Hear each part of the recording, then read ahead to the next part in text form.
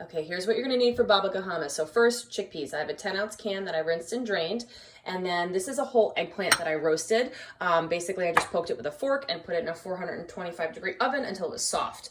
Garlic and lemon. I already pre-chopped 1 small clove of garlic. You could also use like dried garlic, and I did use a whole small lemon.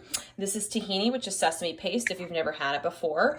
I'm gonna put in some paprika, some salt, some olive oil, and I'm gonna thin it out with water, all in this food processor. Okay, here we go in real time. I already kind of blitzed the garlic just so it's already finely chopped. I'm gonna put in the chickpeas, the whole can. Next, I'm gonna take this eggplant. Now, when I roasted it, a lot of water came out, so you might even wanna squeeze in a little excess of that. And I just take off the stem and give it a kind of just a rough chop. It's nice and kind of like gooey on the inside there. That's gonna go in. I have about, like, I don't know, 1/3 of a cup, I'd say, of the tahini paste. It's kind of all I have left right now, but start with less. You could always add more. It just really depends on, you know, how much of that flavor you want, how creamy you want it.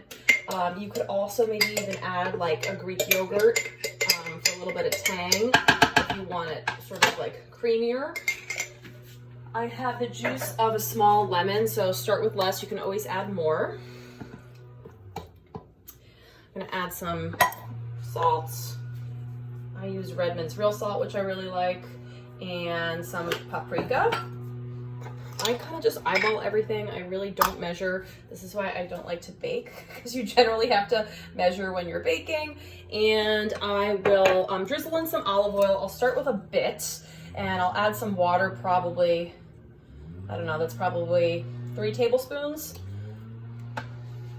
Okay, and I'm like competing with the landscapers outside. Okay, here we go, into the food processor.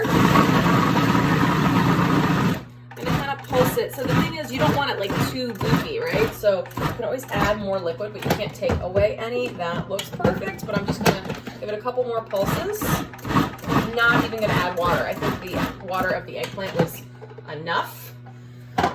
Looks so good. So basically, again, this is just like a combination of hummus and babagahummus. So if you like babagahummus, you get a little extra kind of thickness there. It's like perfect for dipping veggies. So good.